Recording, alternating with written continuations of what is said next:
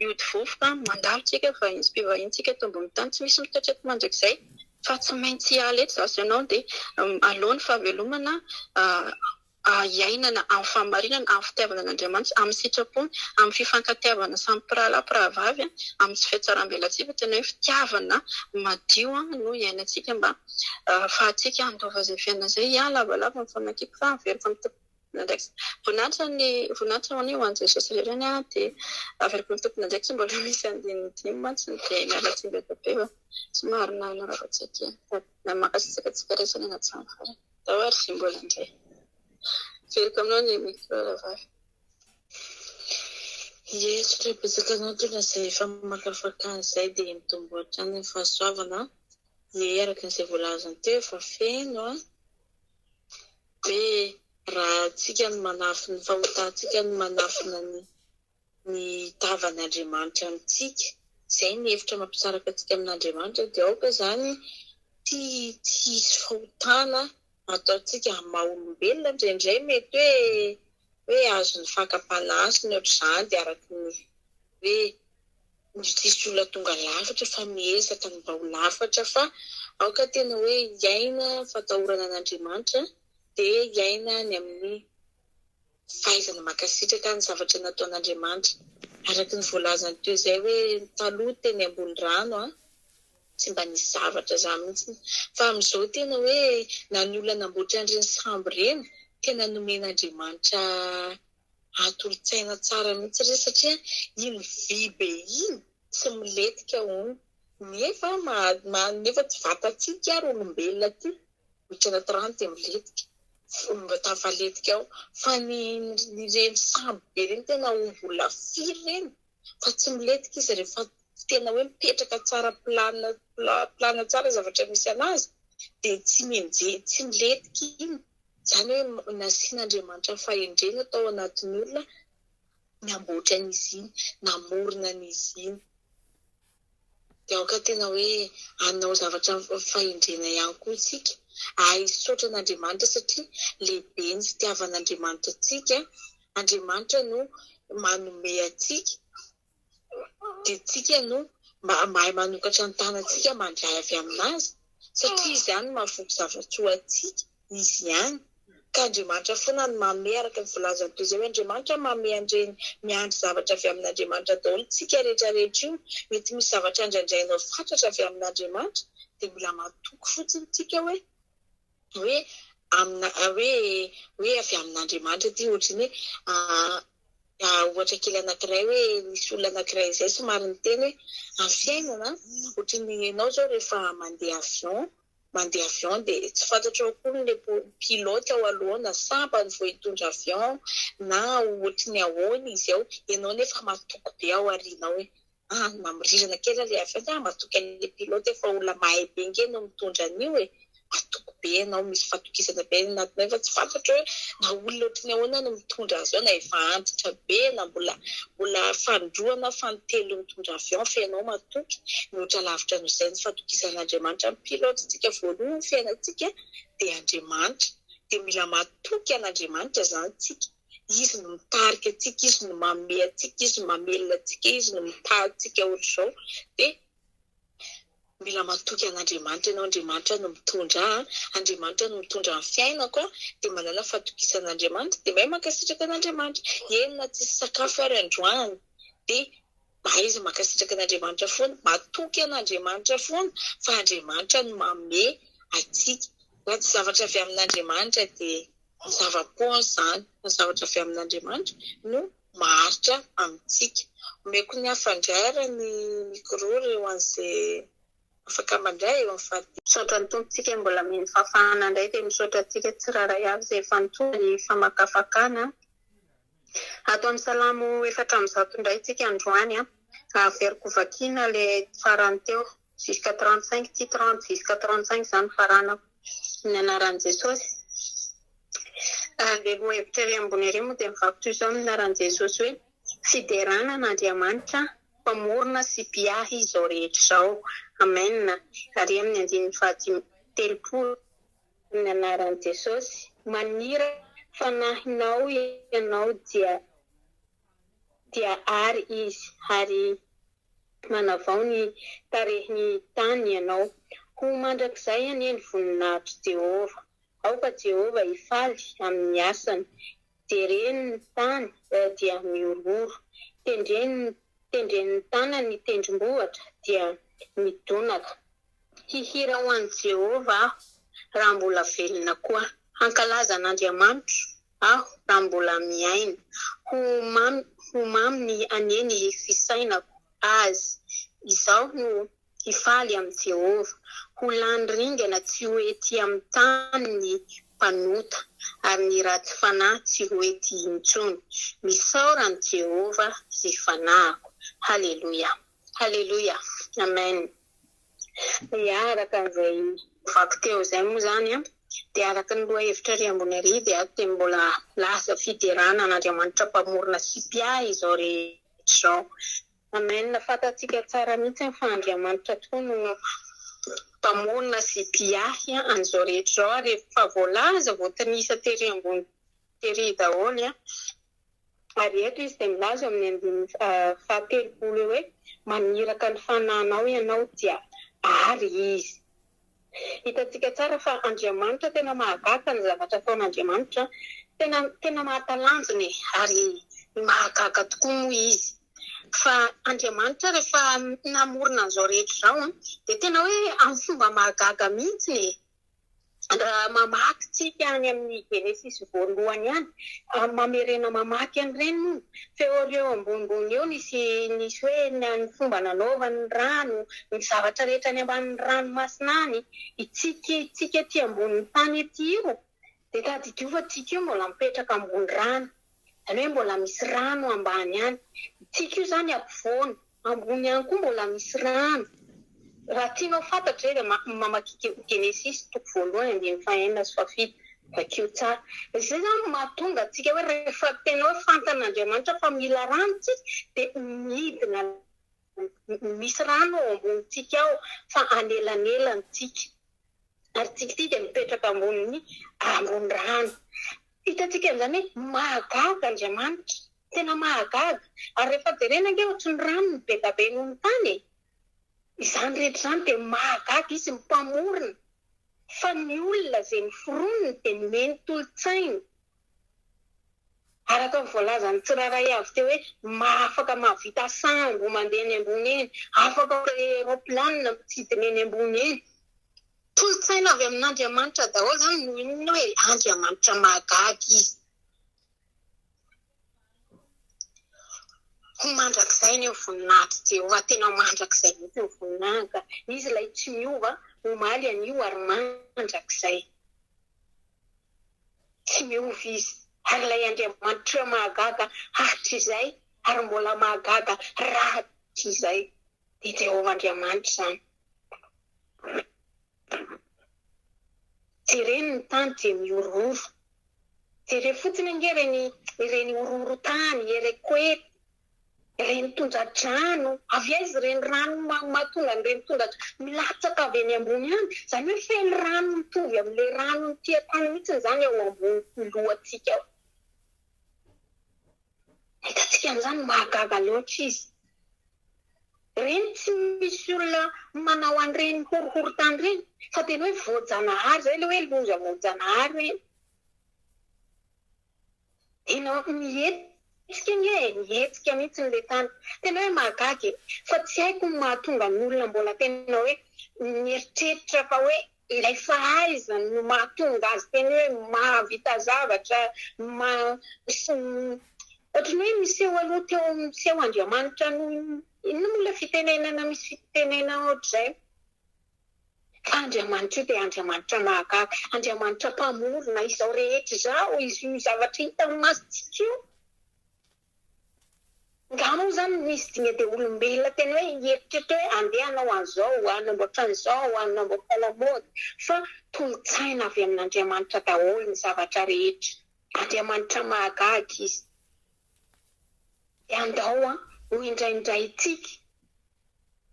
Hira ho an'i Jehova aho izy raha mbola velona koa. Hankalaza an'Andriamanitra aho raha mbola miaina. Amen. indraindrao izy dia rao izy mirao azy ankalazao izy Andriamanitra tsara loatra ianao Andriamanitra mpanao ny tsara izay rehetra ny foroniny tsisy zavatra ratsy izany fa itsika olombelona ihany ho mahita hoe ratsy ty tsara fa eo anaty fiainan'Andriamanitra indrindra moa ilay zanak'olombelona mahita hoe ratsy tarehy sy tsara tarehy sy manda sy tsy manda fa matoa nataon'Andriamanitra dia tsara eo anatrehany tsara avokoa izay rehetra nataon'Andriamanitra tsisy zavatra ratsy fa matoa nataony dia izay ilay araka ny voalazan'ny rahavavy tery ambony hoe miara-miasa mahasoa ny zavatra rehetra ilayntsika matoa foroniny matoa ampiarahany amintsika matoa nataony dia ilayntsika eo amin'ny faraparany eo dia milaza hoe ho maminy ane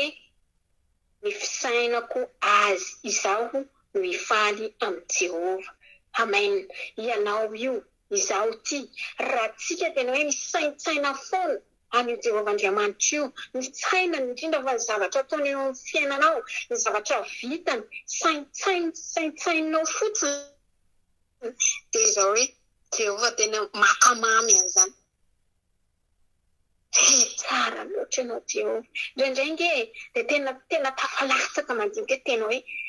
mahagaga marina ianao tompo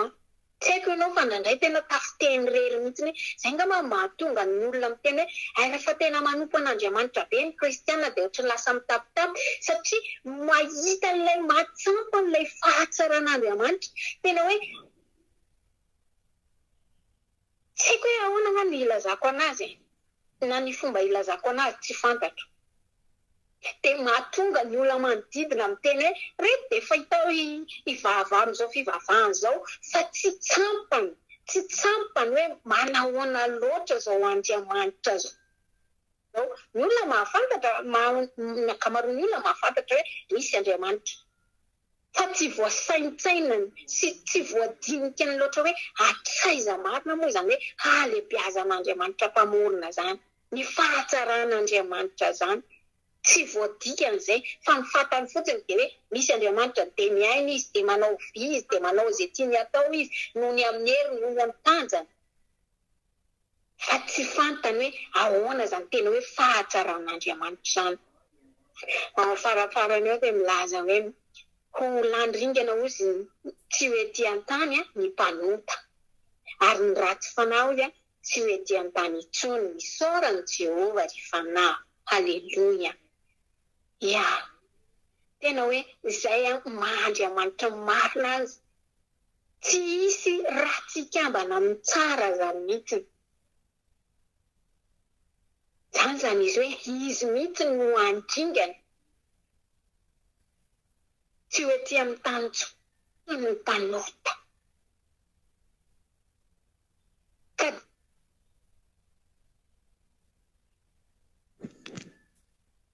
izay olombelona izay nefa ny akamaroan'ny olona koa dia mialokaloka sy hoe tsisy tanteraka olombelona ihany mandihy tany dia sy lafaka miloloha lanitra dia leny atao efa tsy anjery ny izy fa kosa raha fa hita hoe zavatra hoe efa tsy hifanaraka amin'ny sitrapon'Andriamanitra tsy tian'Andriamanitra atao nefa tsika indraindray mbola minimana tanteraka ny izay ilay tena tsy tian'Andriamanitra indrindra nefa mahalala hoe efa ratsy ity efa mangony fotsiny tany amin'ny androny tsy fahalalantsika nanaovanaovantsika fatany dia rehefa nampahalalana nefa nampiratina indray ny maso tena mbola amintsika kristianina tsika mihitsy fa ity teny jentilisa satria izay zany izy hoe izy mbola jentilisa izay fa tsika kristianina indraindray tena manao zavatra mampalahelo an'Andriamanitra nefa tsika malala tsika mahafantatra tsika mahalala hoe ity tena tsy tian'Andriamanitra ity fahotana ity tsisy fahotana tian'Andriamanitra fa ny rehetrarehetra tsy tiany fa tsika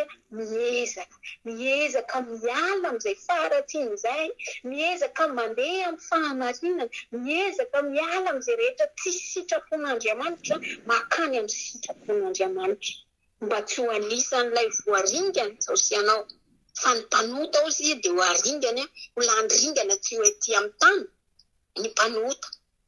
ary ny ratsy fanao tsy mety intsony. Dia andaontsika hisaotra amin'ny Jehova. Saotra azy satria mbola fitiavany asianao. Mety mbola hoe nahafahantsika indray miaino aty tena mbola fitiavany ary mbola ahafahantsika hoe misy zavatra tsy araka ny sitrapon'Andriamanitra no ataoko. Tena mbola manana fotoana ianao ahafahanao miala amin'izay ny fona mba tsy ho anisan'ilay ringany, mba tsy ho anisan'ilay voafaritra anatin'ny ratsy foana. Amen. Tsara ny tompo. Ilay Andriamanitra mpamorona tsika. Zavatra mahazo anao dia mbola hisaotra ihany ianao. Mbola misaotra satria ao anatiny io izy io ny voninahiny. Ao anatiny io no anamboarany ianao, ny hitondrany ianao any amin'ny dingana ambonimbony kokoa. Ahafantaranao bebe kokoa zany hoe ahoana zany hoe fahatsaran'Andriamanitra zany. Amen. Voninahitra ho averiko amin'i Jesosy. Makasitraka ny tompona andraikitra na amin'ny fitenenany dia makasitraka antsika tsiraray avy na hatriny hatramin'ny farany dia ho averiko any amin'ny tompona andraikitra raha mikro. Amen.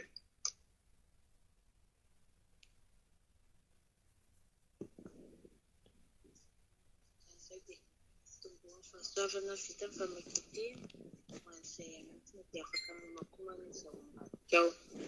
Dia araka ny vavadika izay hoe hira ho an'i Jehova ao minaran'i Jesosy hoe hira ho an'i Jehova ao raha mbola velako, ankalazan'Andriamanitra ao raha mbola miaina. Ny andro sisa iainantsika izany tanora miteny eny anaty tanora ihany koa moa za. Izay tanora dia manana ilay fomba fiteny rehefa miaraka amin'ny olona teny andro sisa iaina avako anao ohatr'izany. Fa eto dia tenin'Andriamanitra hoe aoka izany ny andro izay mbola velona sosianao dia hira ho an'Andriamanitra, hira ho an'i Jehova reny mpanakanto reny izao ilay mihira evangelika reny. Tena arabaka tempo mihitsy hoe hira ho an'i Jehova izy raha mbola velona koa. Misy hiran'izay lehibe izay izao. Rehefa raha mbola velona sono faniriko itsaokanao. Sy niriny hoe raha mbola velona antsika dia hira ho an'Andriamanitra ary ihany koa hitsaokan'Andriamanitra, hankalazan'Andriamanitra raha mbola miaina antsika. Satria rehefa maty dia anenenana ny ratsy vita rehetra, ratsy nanompo an'Andriamanitra. Fa rehefa tonga any an-danitra any dia mbola hideran'Andriamanitra. Répétition kely ataontsika ety ambony tany reny raha le kamo dera ohatra rehefa ny am-piangonana na nitehaka kamo na nitsangana na niandia kamo. Misy Andriamanitra amin'ny fomba ahoana zany nidiranao aty an-danitra eny ary ianao dia efa kamo. Aty nefa isan'andro tsisy alina tsisy atoandro fa dia mideran'Andriamanitra foana. Nefa ety ambony tany ary le atondroa adiny 3 any am-piangonana adiny 4 dia kamo dia manoka dia eo fotsiny manafana seza fotsiny. Voaka tena hoe hideran'Andriamanitra rehefa tonga fotoana hideranan'Andriamanitra ary mankalazan'Andriamanitra. Dia eto amin'ny faha-4 amin'ny telopolo hoe omamy nene ny fisainako azy izao no hifaly amin'ny Jehova. Olanyrigany tsy ho ety amin'ny tany mpanota ary ratsy fanahy tsy ho ety intsony. Misaoran'i Jehova ary fanahyko. Alleluia. Araka n'izay teny izay hoe omamy nene ny fisainako azy. Nao rehefa misainatsaina an'Andriamanitra dia ataovy mamy n'Andriamanitra satria Andriamanitra malala ny ao an-tsainao. Andriamanitra mahafantatra ny ao an-tsaintsika ao. Dia rehefa misainatsaina dia zavatra tsara hoe libesany fitiavan'Andriamanitra zany. Tsy akory mihazy dia manina ny sainako ny ohatr'izao Andriamanitra. Raha vaviko indray tapo amiko ny zao ohatr'izao nefa za ohatr'izao. Tsy izay ilay misainatsaina an'Andriamanitra fa mba ho mamy n'Andriamanitra ny ao an-tsaintsika. Misy fotoana rehefa tsy haiko hoe nareo hoe mba ohatranahy nisy fotoana rehefa mivavaka dia rehefa misy zavatra teneny ny vavanao io hoe misy fotoana zany ianao rehefa misy fotoana ianao mivavaka dia miteny mora, misy fotoana ianao miteny mafy. Dia misy zavatra teneny isy fotoana tamin'izay teneniko ilay vavaka dia henon'ny Satana tadio fa ny zavatra tenentsika no henon'ny Satana fa ny zavatra eritreretintsika tsy fantatry Satana fa mampiditra eritreritra no fantatry no hain'ny Satana. Zay zany endivoly hoe mampiditra fizy tsy malala an'izay zavatra any am-pontsika any fa mampiditra ny ainy. Dia lentsika miteny dia henony dia samboriny dia ataony tsy tanteraka ny resakandany le valimbavaka antsika indraindray. Dia dia rehefa mivavaka dia miteny tononiko le vavaka dia tsy tanteraka mihitsy satria samboriny satana le vavaka le teny eny za le teny fa misy vavaka zany any am-pona ho any hoe Andriamanitra no malala an'le vavaka ataonao fa tsy olona tsy eny eo anilanao ry tsy eny devoly ihany koa misy fotoana za misy dia misy tombavaka nataoko dia tany am-poko tena latsako mihitsy ny feoko tena tsy mamoaka feo fa any am-poko hainao Andriamanitra malala an'izany am-poko izany dia tanteraka le izy avy eo izay zany mahatonga ny raha vao zavatra tsy mbola hitanao soritra eo amin'ny fiainanao tsy azonao ataony mandeha mitantara etsery hoe zany anao an'izao e za nge efa navita ohatr'izao e nefa izy mbola tsy hitanao soritra koa hoe tsy mbola lalana makany ohatra fotsiny hoe ohatra mitenao hoe zany mety hividy tômôbila amin'ny ray volana e ianao zany manantena ohatra hoe misy vola ho raisina amin'ny farany volana dia hitanao izy hoe complet vidianana tômôbila dia mitantara amin'ny hafa ianao zany mety hividy tômôbila farany volana nefa tsy mbola hitanao soritra le izy dia tsy azony teneninao teny zany fa rehefa ao le vola zay ianao zavatra hita soritra zany afaka deklarena marina fa eo le finoana manana finoana tsika misy zavatra deklarena fa zavatra tsy mbola hitana soritra tsy tenenina fa samboriny satana iny ataony tsy tanteraka iny avy eo ianao ohatrany mitsanga menatra malahelo tsy azo le izy fa misy zavatra tsy tenenina fa any an-tsainao any mba ho mamin'Andriamanitra zavatra eritreretintsika satria ao anatintsika dia tempolin'Andriamanitra ohatrany anaty fiangonana anankiray mikonokonina ahatsara ny fanjakan'Andriamanitra araka ny ten'Andriamanitra hoe raha vory ny olona ka miresaka momba an'Andriamanitra dia eo koa Andriamanitra miaina momba an'i Jesosy dia eo koa izy fa rehefa mitangorongorona miasa mifosa olona miasa manaratsy fiainan'olona miasa mirevotra manao fahotana dia satana koa tonga eo izay dia araka ny ety amin'ny farany hoe olandringana izy tsy hoe ety amin'ny tany ny mpanota dia olandringana ho avy fotoana le anjakarivo taona Andriamanitra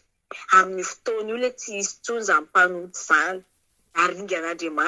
Andriamanitra tsy tia ny zanak'olombelona izay manko indraindray mavoan'ilay zanak'olombelona hoe manavakavaka Andriamanitra manina moa zany ohatr'izao manina moa zany anina ny amin'ny hafa be Andriamanitra ve dia andoro ny zanany Andriamanitra tsy mba manavakavaka fa manome safidy antsika izy ohatry ny ray aman-dreny any izy ray aman-dreny raha mbola vonona ny ampianatra vonona ny anome dia manome safidy ny zanany izy hoe mbola hianatra ianao vonona mpianatra mama vonona mpianatra dada fa raha ohatra ny tsy te hianatra le zaza ho tereny mama sy dada ahoana moa izy rehefa izay safidy za tsy hianatra tsy ho falany eo volanareo dia mipetraka izy dia mipetraka koa zany le mama tsy mampianatra mipetraka koa dada tsy mampianatra rehefa izay safidy ny zanany dia ohatr'izay koa Andriamanitra manome safidy izy dia anjarantsika olombelona misafidy hoe aiza mity lalana tokony ho alehako aiza ny mety amiko ka raha ny safidinao any amin'ny hafa be atao akory fa izay ny safidinao izy Andriamanitra manaja ny safidinao izy ka raha izay ny tianao dia any zany mora misafidy ny anaraka an'Andriamanitra ianao dia mivonona foan'Andriamanitra Andriamanitra tsy miemotra amintsika izany izy tsy manalavitra antsika izy fa akaiky n'izay miantso azy izy izay miantso an'Andriamanitra izany dia eo izy Andriamanitra vao amin'ny fotoana ianao hoe manantona an'Andriamanitra faly ery Andriamanitra miaino mijery antsika fa amin'ny fotoana ianao manalavitra azy Andriamanitra tsy mbola nanalavitra antsika fa itsika no manalavitra azy itsika no miala azy fa Andriamanitra dia eo foana izy mijery antsika zanak'olombelona izy satria asany tanantsika misy fotoana rehefa any anaty bus dia rehefa le riabe oririka dia be olona be betsaka sinoa karana be vahiny zany dia be le olona dia ozy rehefa anaty bus le embouteillage dia hitako daholo le olona rehetra dia ozy izy Andriamanitra dia hainao namboatra an'ireto endrikan'olona samy hafa be dia be reto tena be dia be le olona dia samy manana endry dia samy manana fisainana dia samy manana ny tondran'Andriamanitra azy nefa anatin'ny école anankiray zao misy ohatry ny directrice zao tsy mahavita mifehy mpianatra be dia be fa mbola maka mpampianatra izy hitaizan'ireo zaza ireo manomboka mikelika hatramin'ny lehibe indrindra nefa Andriamanitra eo foana izy nametraka izy hoe pasteur mpaminasy ny ohatr'izany hanoro antsika amin'ny tokony ataontsika fa amin'ny ankapobeny dia Andriamanitra no miahtsika rehetrarehetra izay no hoe mahay isika misaotra an'Andriamanitra, mahay misaina zavatra tsara amin'Andriamanitra ihany koa, dia midera an'Andriamanitra foana fa ho avy ny fotoana tsy hoe ity intsony ny ratsy fanahy ho haringana ny mpanota, aoka ny mba tsy ho anatin'izany isika golopatra anaty zazatolika hoe ho haringana ny mpanota, fa mba ho tafiakatra amin'ny fotoana ampiakaran'Andriamanitra tsika tsirairay avy. Mahaiza misaora anjeva foana fanahintsika rehetra, mianatra foana tsika isan'andro dia mandray zava-baovao na fomba favantsika, dia mandray zavatra foana tsika rehefa mianatra ten'Andriamanitra, mamaky ten'Andriamanitra ohatr'izao dia mahafantatra zavatra foana.